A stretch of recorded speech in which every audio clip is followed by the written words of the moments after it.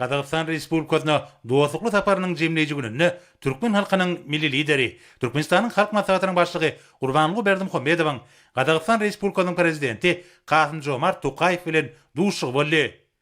Prezident Kasym-Jomart Tokayew Türkmen halkynyň milli lideri, Türkmenistanyň halk maslahatynyň başlygy Gurbanguly Berdimuhammedowy mehrini bereklep, bilet mertebeli mehmana Qazaqstan Respublikasyna gelmäge çakylygy kabul edenligi üçin hoşallyk bildirdi we bu sapara sabyrsyzlyk bilen garaşandygy hemde öz wagtyna amala aşyrylanyny aýtdy. Prezident Kasym-Jomart Tokayewiň belleşýäli gahrman arkadagymdy Qazaqstana ajaýyp döwlet işgäri hökümni tanaýarlar. Türkmen halkynyň milli lideriniň ýola goýan strategik ugur netijesinde häzirki wagtda hormatly prezidentimiziň başçylygyna Türkmenistan öňe tarap anamlyk hereket edip öz ösüşini haýran galdyrjy netije gadanýar.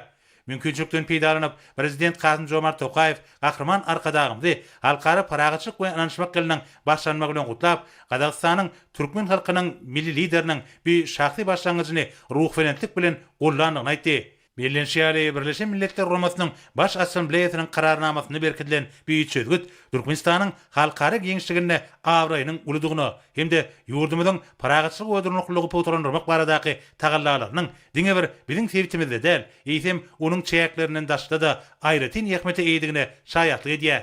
Qazaqstanyň başçylygy 12-nji dekabrda Aşgabatda halkara paragatçylyk we ananşmak ýylyna başlanyp geçiriljek halkara foruma gatnaşmagy çakylyk üçin gahrman arkadagymda hoşallyk bildirip, bu çakylygy höwes bilen kabul edenligini hemde Türkmen paýtagtyna tapary amala aşyrmagy meýilligini belledi.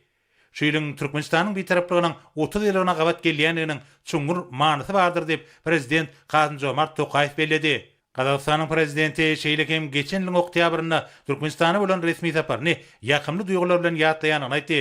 Qazaqstan Respublikasynyň prezidenti şonuň ýaly iki taraplyň medeni ansanperwer gatnaşyklaryň üstünlükli ösürilýänini belläp, gahrman arkadagymda we arkadagy gahrman serdarymda Aşgabatda ajaýyp gazak dürüjlük işgärleriniň, Kurman Gazynyň we Abaýyň ýadygärlikleriniň açylandygy üçin hoşallyk bildirdi. Goňşy ýurdun lideri mümkinçilikden peýdalanyp, hormatly prezidentimize şu ýyl Qazaqstan Respublikasyna döwlet sapar bilen gelmek baradaky çakylygyny beýan etdi. Bu sapar iki taraplyň dogunlyk gatnaşyklaryna goşmaça itergi berer. Gahrman arkadagymyz hoşnýetli sözler üçin minnetdarlyk bildirip, prezident Kasym-Jomart Tokayewa çakylygy hemde saparyň ýokary derejede guralandygy, mehmanpärwerlik we Türkmenistanyň wekiliýetiniň gadymy Türkistan şäherine bolmak üçin amaty şertleriň düredilýändigine tüýs ýürekden minnetdarlyk bildirdi. Mümkinçilikden peýdalanyp gahrman arkadagymyz Qazaqstan Respublikasynyň başçylygyna hormatly prezidentimiz Terdar Berdimuhammedowyň mehri salamny we iň gowy arzularyny ýetirdi. Gahrman arkadagymyz Türkmenistan bilen Qazaqstan Respublikasynyň arasynda strategik hyzmatdaşlyk gatnaşyklarynyň ýokary derejesini kanagatlanma bilen bellep, geçen ýyllaryň dowamyny giň ugurlar boýunça ygtybarly iki taraplyň hyzmatdaşlygyň ýoly goýulandygyny aýtdy. Gahrman arkadagymyz şeýlekem Türkmenistan bilen Qazaqstanyň arasynda tertip we ählimumy gün tertibiniň ählimumy paragatçylygy we durnuklygy saklamagy hemde poturandyrmagy, durnukly energetikany we ulygy üpçün etmäge, tu serişlerini ulanmagy, daş gurşugy goramagy we howanyň ütkemegine degişli mühim meseleler boýunça ýüzary düşünşmek ýagdaýynyň bardygyny belledi.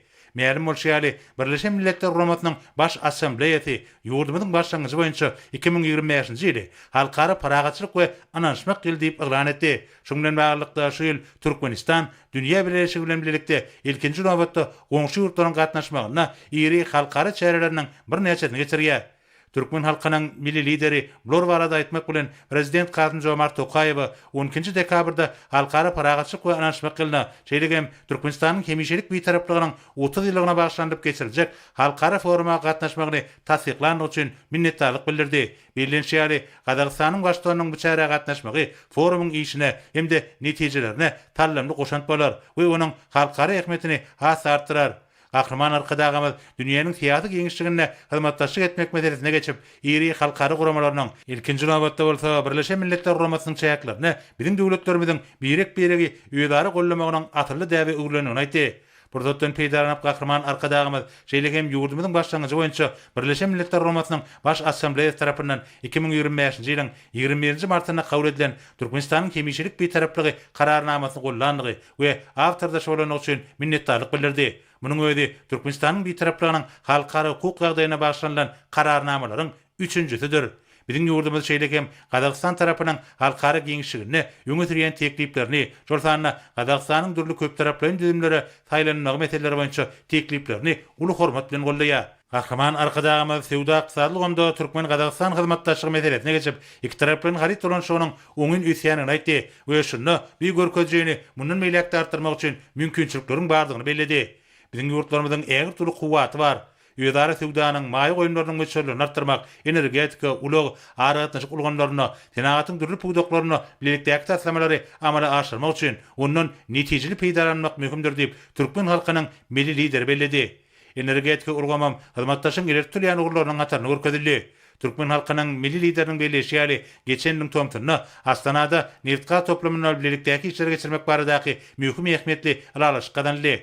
Gazagystan Respublikasynyň prezidentiniň 2024-nji ýylyň oktýabr aýyna Aşgabatda bolan saparynyň başynda iki ýurdun iri urdaş düzümleriniň arasynda resmi namlaryň bir näsesine gol çekilmegi bir alalaşyklary durumşa geçirmekde möhüm ädim boldy.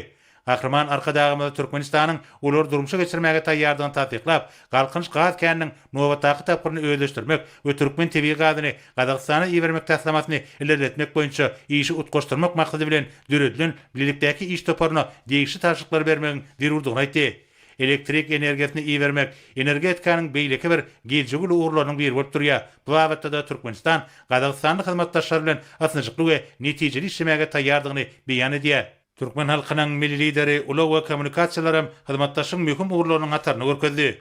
Kahraman arkadağımız şeýlekem mundan meýlekde amatda ulug yssaşy şertleri öretmek maksady bilen Hadar deňdinde Türkmenmaşy Aktaw we Kuruk portlarynyň arasyndaky hemme taraplaryň gatnaşyklary ösürmek meselelerini garamagy teklip etdi. Şeýlekem awtomobil we demir ýollary arkaly ýük taşamalaryň oňun üsýanyny bellenildi. Huzurana demir gazyk günorta geçirgesiniň çäklerini hyzmatdaşyp oturandyrmak boýunça ulgamlaryň işi dowam etmegiň maksady laýykdygy bellenildi. Türkmen Gazak Işewler Geňeşiniň işini ilerletmek we onuň mejlislerini iýlikderli geçirmek netijeli hadaplanýar.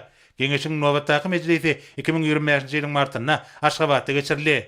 Kahraman arkadağımız iki taraplyň medeni ansanpörler gatnaşyklaryň netijeli häsiýeti eýdigini bellep, Türkmenistan we Gazagystanyň alym hemde medeniyet ulgamlarynyň wekilleriniň ýurtlaryň ikisinde de geçirilýän halkara maslahatlara, tergileri we beýlik çärelere işin gatnaşýanyklaryny aýtdy.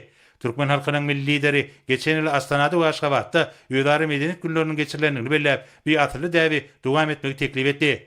Kahraman arkadağımız sözünün ahyrına Prezident Kasym-Jomart Tokaýew Türkmenistan bilen Gazagystan Respublikasynyň arasyndaky dostlyk we hyzmatdaşlyk oturandyrmagy goşýan şahsy goşandy üçin minnetdarlyk bildirip, oňşy ýurdun dogonluk halkyna iň gowy arzularyny beýan etdi.